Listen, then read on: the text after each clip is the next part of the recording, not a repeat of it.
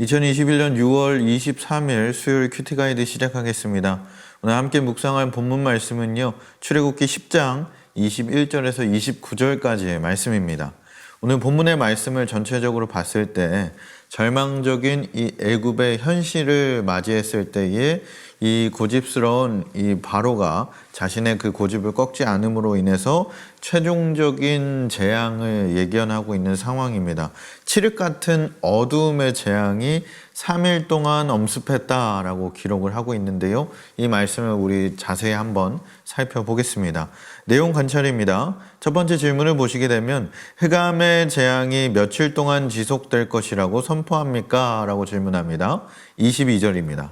모세가 하늘을 향해 손을 내밀매 캄캄한 흑암이 3일 동안 애굽 온 땅에 있어서, 캄캄한 흑암이 3일 동안 애굽 전역에 지속될 것이다 라고 선포하고 있는 겁니다.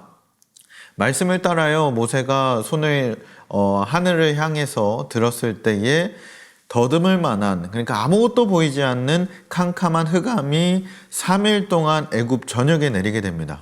그동안 이 사람들은요, 서로의 얼굴도 볼 수 없었고 자기 처소에서 벗어날 수도 없는 그런 상황이었습니다. 하지만 이스라엘 백성에게만은 이런 광명이 함께했다라고 오늘 본문은 기록을 하고 있는데요. 여기서 또한 캄캄한 흑암, 이 흑암이 의미하는 것은 창조 이전에 빛이 없는 상태의 그 혼돈을 이야기합니다. 그래서 이는 하나님의 그 심판의 날을 상기시키는 것이 되게 됩니다. 그래서 캄캄한 흑암은 재앙이라고 여길 정도로 그렇게 지독하고 무서운 초자연적인 어두움을 의미를 하는데요. 우리 사랑하는 성도 여러분들은 이 흑암의 재앙이 주는 교훈이 무엇이라고 생각을 하십니까? 오늘날 이 땅에 살아갈 때 이 살아가는 삶이 어떠하든 간에 하나님의 백성에게는 하나님의 빛이 함께한다는 것을 우리는 깨달아야 할 줄 믿습니다. 하나님께서 함께 하시는 곳에는 광명이 임하고 예수 그리스도를 알고 예수 그리스도와 교제하는 자들 가운데에는 하나님의 생명인 영생이 있음을 우리는 깨달아야 할 줄 믿습니다. 두 번째 질문입니다.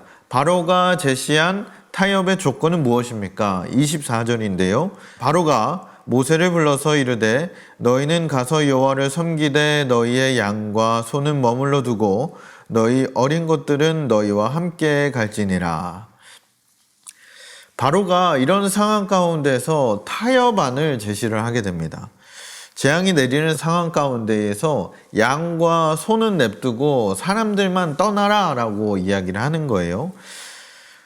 단순히 이 재앙은요, 태양빛이 구름에 가려져서 어두워진 것이 아니라 진짜 아무것도 보이지 않아서 움직일 수조차 없는 그런 엄청난 어두움을 의미를 합니다. 그런 엄청난 재앙을 만났음에도 불구하고요, 바로는 뭐라고 이야기합니까? 양과 소는 떼어놓고 가라 라고 이야기를 하는 거예요. 세 번째 질문입니다. 모세가 어떤 이유를 대며 이스라엘 속한 가축을 데리고 가겠다고 주장합니까? 25절, 26절입니다.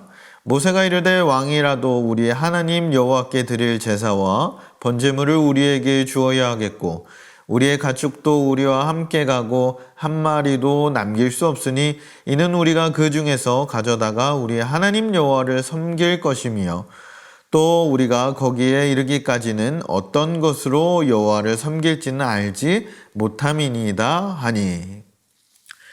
이 바로의 타협안에 모세의 반응은 어땠을까요? 방금 읽은 본문 말씀처럼 타협안을 단호하게 거절하는 것을 보게 됩니다. 그 이유는 무엇이냐? 희생 제사를 위해서 양과 소를 데려가야 된다라고 이야기하고 있는 겁니다. 이 회유책에 대해서 단호하게 거절하는 모습을 보게 되는데, 이 모세가 이 하나님께 드릴 이 번제에 의해서 이 양과 소는 무조건 가지고 가야 한다라고 이야기를 해요. 근데 이런 상황 가운데 모세에게 바로는 협박까지 합니다. 내가 너를 다시 만나면 죽여버리겠다라고 이야기까지 하는데, 모세는 온유한 사람이었지만 이런 바로의 타협안 안에서는 굉장히 단호한 모습을 보이게 됩니다. 하나님의 요구 중에서 단 하나, 티끌만큼도 양보하지 않겠다라는 굳은 믿음이 있었습니다. 양떼와 소떼도 틀림없이 여호와의 것이다 라고 이야기하는 거예요. 그래서 바로의 타협 안에 한 마리도 남길 수 없다라고 이야기를 합니다. 이 하나님의 말씀을 따라 소와 양과 모든 백성이 함께 가겠다고 주장하는 것을 오늘 본문을 통해서 볼 수 있습니다. 모세가 이렇게 바로의 타협안에 대해서 단호하게 거부한 것은요, 하나님께서 이스라엘을 애굽에서 구원하신 목적이 그들로 하여금 영광과 경배를 받으시기 위함이었기 때문입니다. 마찬가지로 우리 또한 똑같습니다. 우리를 구원하신 목적도 우리를 통하여 영광과 경배를 받으시기 위함인 줄 믿습니다. 그러므로 우리가 이것을 방해하는 어떠한 타협과 공격에 대해서는 단호하게 거부할 수 있는 그런 신앙들을 우리가 소유해야 할 줄 믿습니다. 연구와 묵상입니다. 네 번째 질문을 보시게 되면 재앙이 거듭될수록 모세와 바로에게 느껴지는 변화에 대해 묵상해 봅시다. 24절부터 29절까지 기록하고 있습니다.